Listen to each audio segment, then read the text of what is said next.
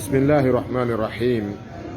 الحمد لله رب العالمين، والصلاة والسلام على رسول الله نبينا محمد وآله وأصحابه أجمعين، وبعد. السلام عليكم ورحمة الله وبركاته. nene goto be an musidɓe an e dina e enɗam sutiɓe lan wonɓe heɗitade nde ɗo yewtere.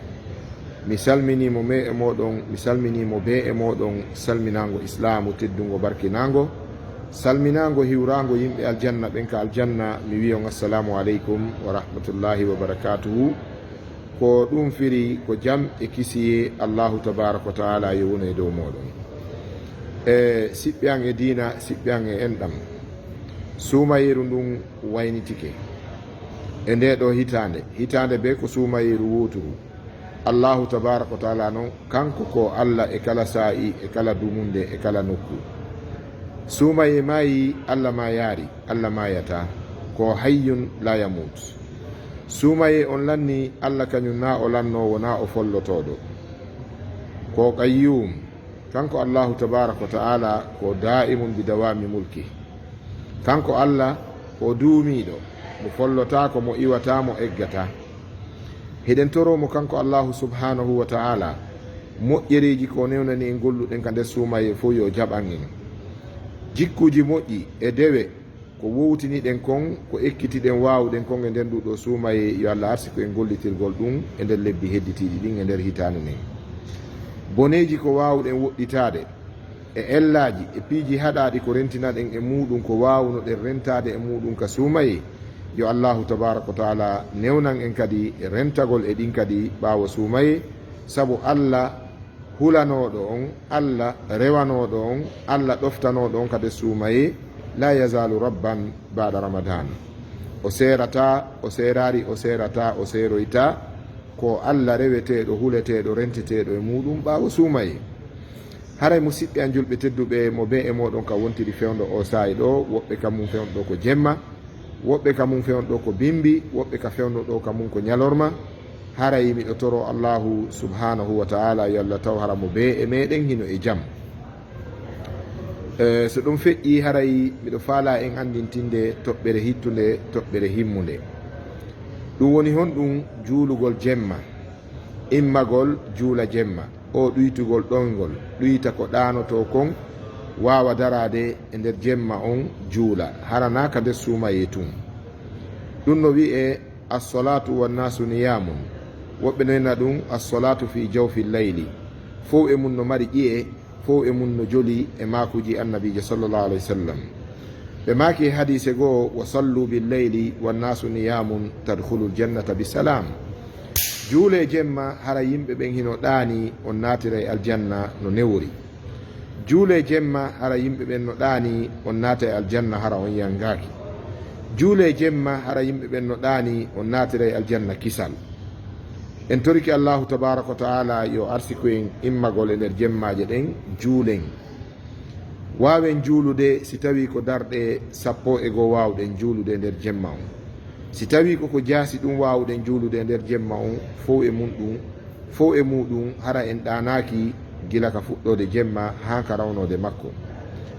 fuɗɗagol ɗanagol gila ka fuɗɗode jemma ha ka rawnode jemma, hara heɓade haysi ko darɗe 2 juulaɗe e nder jemma on, ɗum ko perdi molanaɗo wonande neɗɗo waɗɗo ɗum on. heɗo geli oɗo juulugol jemma ko garanti natugol aljanna. allahu tabaraka wa taala ɓanginani en ɗum. allahu yetike en wonde ɓe natuɓe aljanna, wa kanu qalilan min alleyli ma yahjaun. fanɗi ha fanɗi e nder jemma on konko ɓe ɗanoto.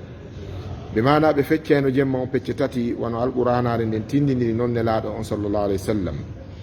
ɓe waɗa feccere aranere nden ko ɓe e hiirida e ɓengure maɓɓe nden e kaɓe juula geeƴe maɓɓe on. ɓe waɗa feccere hakkundere nden kaɓe ɗano ɓe fowtina wonki kin, saabu allahu tabaraka wa taala wi en wan nawma subatan. ɗoygol ngol ko fowtare wonki kin. wonki kin no hana jonnitede haqqe makke on, ɗum woni fowtingolki sangaki runki, e wallingolki sangaki ŋuŋi bela jogi ɗanoto. ɓawo ɗum ɓe immo ka tataɓal sakkitoral jemma on, ɓe juula, ɓe fewta allah tabaraka wa taala, ɓe gundoda e makko, ɓe fewtamo kanko allahu tabaraka wa taala, ɓe sowdodira e makko. tatajafa junubuhum anil madaji'i yad'una rabbahum ragaban wa rahba. ɓe eggina ɓalli maɓɓe ɗin ka danɗe maɓɓe ɗaatude fewndo ɗoyngol weli ɓe ara ɓe hiirida e jooma maɓɓe ɓe sownodira e makko. musidɓe julɓe tedduɓe, julde jemma nden profit mum o moƴƴere mum nden ko allahu tabaraka wa taala tun andi no ɗum fotata. Welsindare yimɓe ɓen jarriborama welsindare sabu ñaamugol ɗuɗɗina e sabu ɗuɗɗingol yangi kin e nder ñallal ngal, e sabu puyɗingol wonki kin, e sabu ñaamugol ko harmi kon, e sabu welsindagol dewe ɗen. hiɗon geli nelaɗo sallllahu alayhi wa sallam ɓe makanno sahaba ɓe ñande goo ɓe tuggi maako on e Abu Hurayra. ɓe maki ya Aba Hurayra ittaqil maharima takun abada nnas. Abu Hurayra rento e piiji harmuɗi ɗin, si a wawi woɗɗitade ɗiɗo piiji harmuɗi a wona e jeeyaɗo Allah ɓurɗo wawude rewde Allah, a wona e dewo Allah ɓurɗo duumade e dewal, a wona e ɓurowo wakkilade e rewgol Allah si tawi a rentike e harmuɗi ɗin. Kazalik musidɓe julɓe tedduɓe, si on tigui ɗuɗɗini yangi kin e nder ñallal ngal, gemma on o ñifay. ko ɗum waɗi en foygintinayi anden wonde arsike meɗen on koye juuɗe Allahu tabaraka wa taala woni. hara en ñobbari juuɗe ɗen waɗen tawhidu tawakul, wi'en en acciri Allah, hara en memminota ko en gollata en ɗaɓɓata. kono noon woto en ƴettu kadi ko wiyete arsike kon humen e girdi gardare nden, sikken kono wakkilorɗen wo ko noon heɓirten. wallahi si tawino ko wakkilare e yangi yanñayno arsike, asoɓe katkare ɓe ɓurayno fof jawdi, sabu ɓeeɗo ko doole laaɓuɗe, ko doole molanaɗe ɓe woni ɗaɓɓirde, kono ndaare ko ɓe woni heɓude kon hino barkiɗi. nde ɓe gayna asude gayka kam fayda, hara ɓe gayni ñaamude ko ɓe yoɓete kon. woɓɓe ɓen hara e ñawlori patron o. fi hen ɗum arsike on wona e ɗuɗugol yangagol ngol woni ko arsike on heɓoto. ko ɗum waɗi nelaɗo sallllahu alayhi wa sallam ɓe maka nin law tawakkaltum ala llahi kama tawakkala alayhi tayru. si tawi on hoolorino Allah wano sondu ndun hoolori Allah noon, ɓe maki on wuurayno gurnan newiɗan. sabu nduɗo sondu ndaare nde ndu yalta ka ñakam mayru bimbi, ndu yalta ndu ala saku, ndu ala ka ndu waɗa goɗɗum. yahruju khifafan wa yarji'u bitanan. nde ndu hewtita kiikiɗe kayru sondu ndun, haray hindu ñaami haari, hindu maɗɗani cofoy koy kadi kankoy kadi kokoye ñaama. idan arsike on wona yo on tigi jooɗo ñobba juɗɗen ukkaɗe ka reedu wiya mi ɗaɓɓata si Allah muyi mi heɓay. a immoto ɗaɓɓa wakkiloɗa wano Allah tabaraka wa taala wiiri noon, i'malu fasayara llahu amalakum wa rasuluhu walmuminuna. golle Allah hino suti golle mon ɗen, nelaɗo no du'ani golle mon ɗen, julɓe ɓen kadi si nafitori yangi monkin ɓe ammi ɓe du'an toon. si ɓe duyike malaika ɓen amminayi, ɗum woni on heɓa moƴƴere. ko goonga, ko be gollen, ko be wakkilo ɗen. kono noon hara en tilfari wonki kin e nder ñallal ngal. wakkilo ɗen gollen sa'iji hawruɗi fino heɓiren ko wuuren, fowtinen wonki kin heɓenno rewiren mo kanko Allah tabaraka wa taala e nder jemmaji ɗin. moƴƴuɓe aranɓe ɓen kamɓe si ɓe juulano jemma ɓe yiyayno ɗum ko fitna, ɓe yiyayno ɗum kamɓe ko hasara, ko perdi maɓɓe molanaɗo.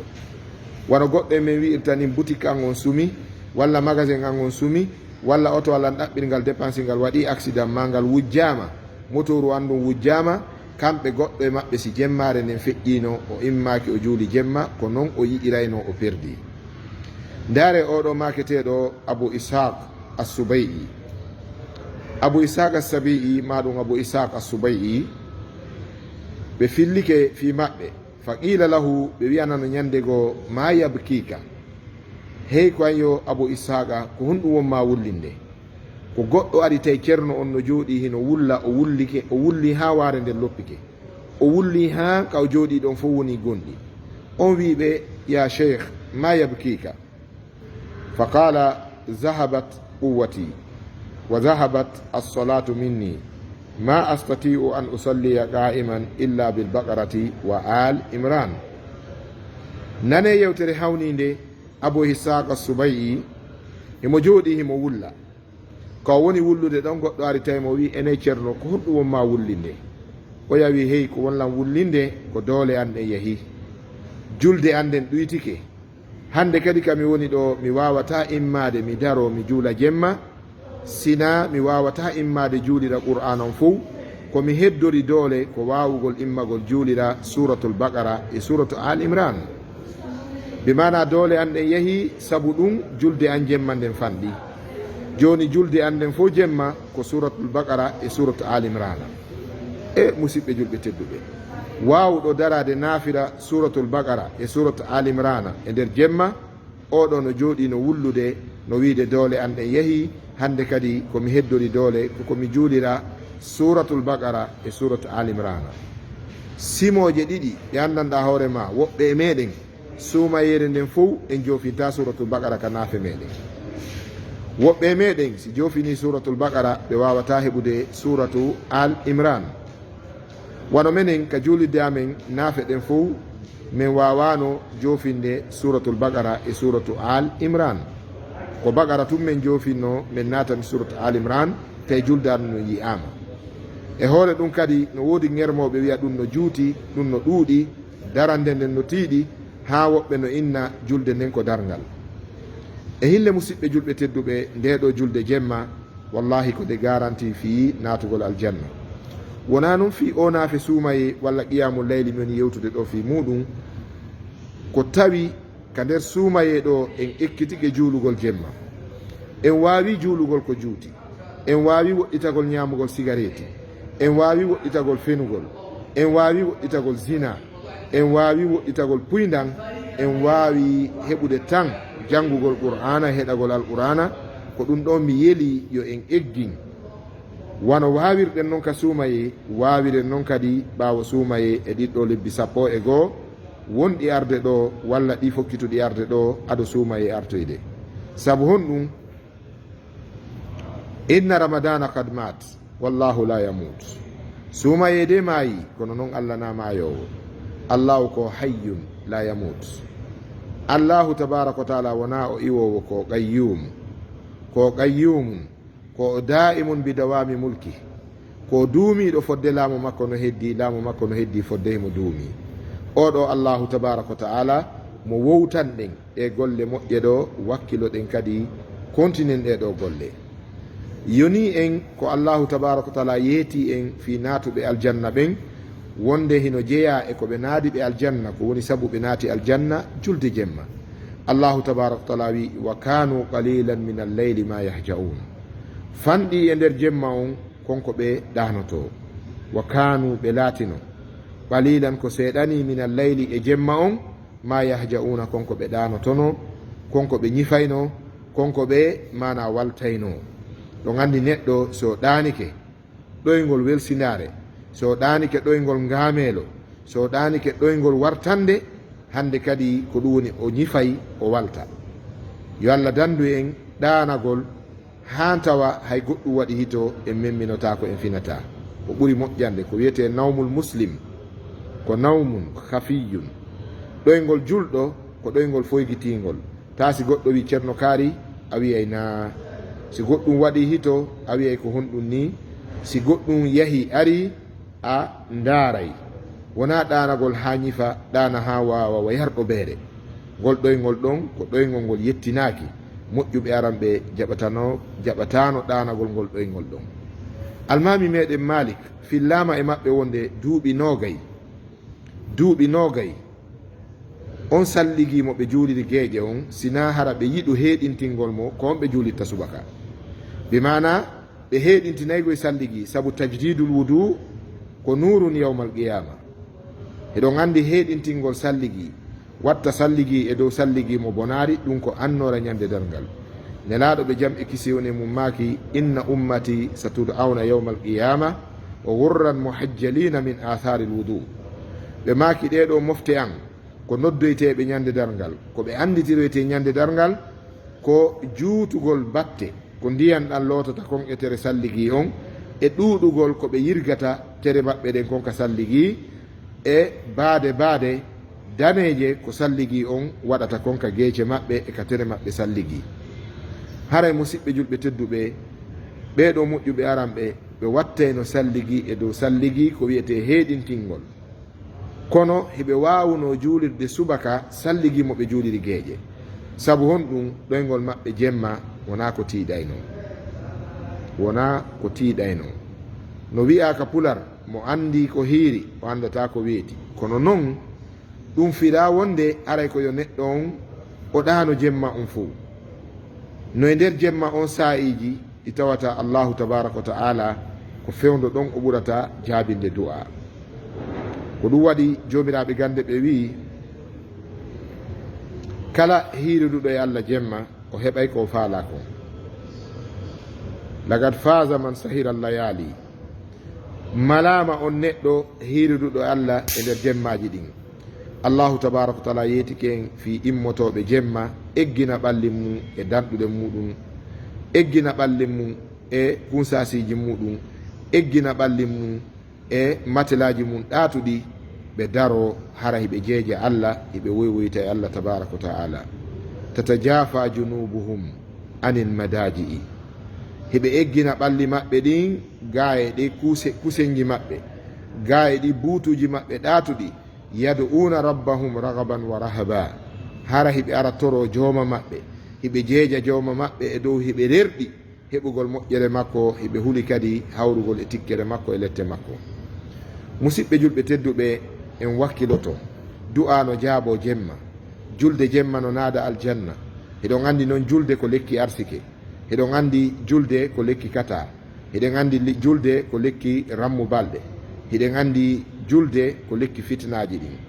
eɗon andi ko ɓuri hawnade e gundoji julde, julde nden nde ne'ay wonki kin, nde haɗay wonki kin ga e geddi ɗin e pankareji ɗin. inna solata tanha anil fahsha'i wal munkar, ndeɗo julde nde haɗay yimɓe ɓen ñiddoldu, nde haɗay julɓe ɓen fahishaku, nde haɗay julɓe ɓen piiji bonɗi, ɗi haɗay julɓe ɓen kadi piiji haɗaɗi ɗin. idan koyen wakkilo musidɓe julɓe tedduɓe, salatul layli ko nurun fil wajh, julde jemma ko annoraka yeeso. salatul layli ko miftahul baraka, julde jemma ko saabiwal sottirngal moƴƴereji allah. salatul layli ko sababun min asbabi dukhulil janna, julde jemma ko sabu e sababuji natugol aljanna. wa salatul layli sababun li rida allahi azza wa jal, julde jemma ko sabu molanaɗo fi heɓugol welaye allah tabaraka wa taala. julde jemma hino sellina ɓandu, hino wona sabu cellal. haray musidɓe julɓe tedduɓe, ko ndeɗo yewtere mi natuno andintingol e fewdo o saayi ɗo, andite oɗo maku annabijo sallallahu alaihi wa sallam, kaɓe maaki ifshu salam, sakite salminago, sakite kisal, mo fottuɗa wo hiwro mo. ɓe maaki arɗon yo hiwro tawaɗon, waɗɗiɗon yo hiwro jooɗiɗon, seeɗaɓe ɓen yo hiwro buy on, tosoko on yo hiwro mawɗo on, dikkuɗo on yo hiwro nawnuɗo on. non woni ko ɓe tindiniri. ɓe maaki ifshu salam, sakite ngoɗo salminago e ngal ɗo hisidiral. wota wonu tun ko en wi'indiranayɓe assalamu aleykum, tawa ɓaawo ɗon hiɗen bonidirani ko en fintoje, hiɗen furidira, hiɗen soppidira, hiɗen bonnidira inɗe e haajoji. ifshu salama baynakum, mana hadis on hino yaaji, wona salminago ngon tun hino feƴƴi ɗon, bi mana salmodiren wi'indiranen assalamu aleykum, kono tawa no ɗum yaltiri noon ka hunduko, ko noon kadi woniri ka ɓernde kadi. sa hisiniri goɗɗo haala e konngol, hisinirmo noon kadi ka miijo e ka anni e ka ɓernde kadi. ɓe maaki sakite ngal ɗo kisal hakkudeji moɗon. ɓe maaki ɓaawo ɗum wa at'imu ta'ama, ñammine yimɓe ɓen okkore ñaamete, okkore yimɓe ɓen ñaamete, okkore weelaaɓe, okkore miskinɓe. wa yut'imuna ta'ama ala hubbihi miskinan wa yatiman wa asira, hiɓe okkora oɗo ñaamete, ɓe ñammina e dow yiɗugol ñammingol ngol, walla e dow yiɗugol ñaamete on. wona yo wonu han tawa ñaamete on haajuma ala e makko si okkitiramo, koya okkitir ñaamete welowo ma on, fewdo ka faalaɗamo ɗon ɗawa hoore ma waɗana goɗɗo goo. allah wi wa yusiruna ala anfusihim walaw kana bihim khasasa, hiɓe ɓurna woɓɓe goo e dow hoore maɓɓe, haysi fi kamɓe ɓe laatike hiɓe wondi e haton jinande, hiɓe haton jini hiɓe faala, kono ɓe ɓurna goɗɗo goo e dow hoore maɓɓe ko ɗum wiyete al isar yo Allah okku en on jikku ɗon. On jikku kadi no naade aljanna, on jikku ko mande sellugol gomɗinal julɗo. Sabu na wonugol julɗo on tun ɗaɓɓa ko be finde nden nde sella, ko be iman on o sella, ko be kulol Allah ngol timma, ko be dewe ɗen e waɗe, ko be annabijo sallallah alih w sallam iwtire ɓaawo muɗum si malal ngal waɗa.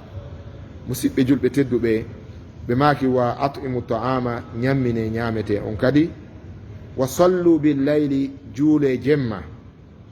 Juule jemma wannasu niyamun, hara yimɓe ɓen hino ɗaani. So juuli jemma sangata yimɓe ɓen no ɗaani, tadkhulul jannata bi salamin, on naatira e aljanna kisal, on naata e aljanna hara on yangaki, on naata e aljanna e dow jam. Idan wakkiloɗen immoɗen juulen jemma. Ndaare annabijo sallallahu alaihi wasallam o mo bonnaari Allah, nelaaɗo ɓe jam e kisi woni e muɗum, ɓe woopaari Allah, ɓe yeddiraari Allah ɗayre, ɓe yeddiraari Allah ƴoyre, ɓe yeddiraari Allah paykuyagal, ɓe yeddiraari Allah ƴaɗɗurma yagal, ɓe yeddaari Allah sanga ɓe woni moko baa.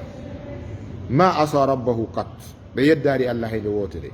Hay miijo bonɗo ɓe miijanaaki goɗɗo, hay ɓernde bonde ɓe maranaari goɗɗo, hay bone ɓe yelanaaki goɗɗo, goɗɗo waɗaari ɓe waalidi e mone makko hayde wotere. Ko ɓeeɗo noon ɓe alaa oɗo probléme few, ɓeeɗo ɓe alaa ɗi probléme ji ɗo few, ko ɓe immotono jemma juula haa tundaje maɓɓe ɗen heewa. Nene meɗen Aisha radiallahu taala anha ɓe maaki yonelaaɗo, ko honɗum wonɗa tampinirande hoore ma, lagad ghafara llahu laka ma taqaddama min dambika wa ma ta'akhkhar. An hiɗa yaafana, haysi a bonnino ko a yaafanaɗo, ɗulle a bonnaari. Haysi a bonnoyayno ko a yaafanaɗo, ɗulle na a bonnowo. Bi mana si tawi a bonnayno ko bonnaynoɗa kon ko a yaafaɗo, ɗulle na a bonnowo. Allah yaafike ma bakkatuji maɗa so tawi a bonnayno, si tawi a waɗayno ɗi, ɗulle na a waɗowo ɗin. Joni noon ko honɗum wonma yangude, ko honɗum wonɗa yangorande hoore maɗa, yanga wonki maki han koyɗe maɗa en ɓuuta. Ko honɗum nelaɗo jaabi yumma meɗen Aisha radiallahu taala anha, ɓe maki hey ko ayo Aisha afalam akun abdan shakuran. Joni noon ɓay Allah no yarlanilan, Allah no yafanilan, Allah no moƴƴiyan, Allah no suɓilan, Allah no waɗilan awwalu man yadkhulul jannata, ko min adoto natude aljanna. Allah waɗi mofte an ɗen khayru umma, Allah waɗi mofte an ɗen khayra ummatin ukhrijat linnas, mofte ɓurɗe moƴƴude moftaluji ɗin. Fa shafaati hiya al uzma, ko tefore an nden woni tefore ɓurne mawde nden ñande dargal. Tigi tigi on ko simi naati aljanna si goɗɗo naata, ene fi mi heɓi ɗiɗo moƴƴereji ɗo fof, ko ɗum hatta mi yetta Allah. Bi mana nelaɗo sallallah alih w sallam koko ɓe darotono ɗo ɓe juula jemma, ɓe juula ha tundaje maɓɓe ɗen ɓuuta, kamɓe ɗum ɗo ko yettirɗum Allah tabaraka wa taala, jarnirɗum mo e dow moƴƴereji yo waɗani ɓe ɗin. Enen noon ɓeɗo hewɓe tew bakkatuji, hewɓe junubaji, haray ko honɗum wiɗen fi meɗen, ko honɗum wiɗen fi hoore meɗen, enen ɓe jiyaɓe Allah ɓe andanɗa hoore ma ko en tew junubaji, ko en tew bakkatuji, boneji men ɗin fayda ino ɗuuɗi ɓuuri moƴƴereji men ɗin. Fa nahnu awla min dhalik, ko enen ɗo ɓuuri handude e immagol juula jemma, toro Allah yaafuye, toro mo yarluye, toro mo moƴƴere makko nden e yurmene makko nden, ñaago hafranal makko ngal. Musidɓe jutɓe tedduɓe, ko nde ɗo yewtere mi falano en yewtude, on tigi immoto jemma o salligo hara yimɓe ɓen no ɗaani, o juula siko darɗe ɗiɗi Allah newnanimo, siko darɗe nayyi, siko jeego, siko jeetati, siko sappo. Hara ɗeɗo sappo ino wondi e witri on, yani no wondi e chafi on. Ɓaawo ɗum o watta witrire nden, ko ɓuri moƴƴude julde jemma fo yo taw ko witri on woni ko sakkita juuleɗe. Annabijo sallallahu alaihi wasallam ɓe maaki ij'alu akhira salatikum min al-layli witran, ɓe maaki waɗe ko sakkiti kon e julde mon nden jemma witrire nden. Ɓe maakani en noon awtiru ya ahla alqur'ani, ko onon yo yimɓe alqur'ana juule witri. Awtiru inna allaha witrun yuhibbul witra, juule witri, Allah ko o gooto, Allah no yiɗi nde julde woterere, bi mana juulen. Si neɗɗo waalike o juulaari witri, o waawi wa neɗɗo jonnaaɗo aduna e ko woni hoore aduna fof, o dari haa fof yeebi kadi, walla kanko tigi o dari o yeebi fof e muɗum. Ko noon nelaaɗo sallallah alih w sallama eɓɓiri oɗo neɗɗo ɗaaniiɗo yani perduɗo witiri. wakkilo ɗen hara en welsidaki moƴƴere nden koye juuɗe Allah woni, madama gurdam men lannari koten haaɓu, madama en jonnaka garanti natugol aljanna, en wiyaka udkhulul jannata bima kuntum ta'malun, wakkilo ɗen sobino ɗen. hay ɗum kadi so en wiyama udkhulul jannata bima kuntum ta'malun, eɗen andi ɗon kadi koye jarnoɓe Allah, falhamdu awwalul ibada wa akhiruha. eɗen andi jarore wi'ugol alhamdulillah ko ɗum woni arande dewal, ko ɗum kadi woni sakkitorde dewal. wono Allah wiiri en noon, walahul hamdu fil akhirati wal ula, kanko je yettore nden ka aduna ɗo wo, kanko je yettore nden ka lakara, kanko je yettore nden ka arande lawol, kanko je yettore nden ka sakkitorde lawol. eɗen andi yimɓe natoɓe aljanna ɓen yo Allah taw hiɗe jeeya e maɓɓe, si ɓe naati aljanna fahin ɓe rewira e Allah jarnugol mo, ɓe wiya alhamdulillahi alladi hadana li hada wama kunna linahtadiya lawla an hadana Allah. en yetti Allah fewnirɗo en ɗeɗo dewe, en yetti Allah fewnirɗo en oɗo islam, en yetti Allah oɗo fewnirnoɗo en julde jemma e janngugol qur'ana e insinagol e juulugol e dow nelaɗo makko on sallallahu alaihi wasallam, o okkunoɗo en dewe arsiki e rewgol mo, fewniri en tawhid e sunna. en yetti oɗo Allah, en wawatano fewnude sina oɗo fewnini. hadihi ibadatun, ɗum ɗo ko dewal ni, dewal ngal ko honɗum ko shukran lillahi wa hamdan lahu, ko jarnugol mo e yettugol mo kanko Allah, sabu peewal ngal, sabu ko ngal ɗo peewal woni ko woni sabu ha natuɗo aljanna naati aljanna. idan en yetti Allah, en hamdinike, en insinike goopi meɗen e bakkatuji meɗen, en duwanike oɗo ɓurnaɗo tage fo nulira yurmede annabi meɗen muhammadin sallallahu alayhi wa ala alihi wa ashabihi wa sallam. wa akhiru da'wana anil hamdulillahi rabbil alamin. wassalamu aleykum wa rahmatullahi wa barakatuhu.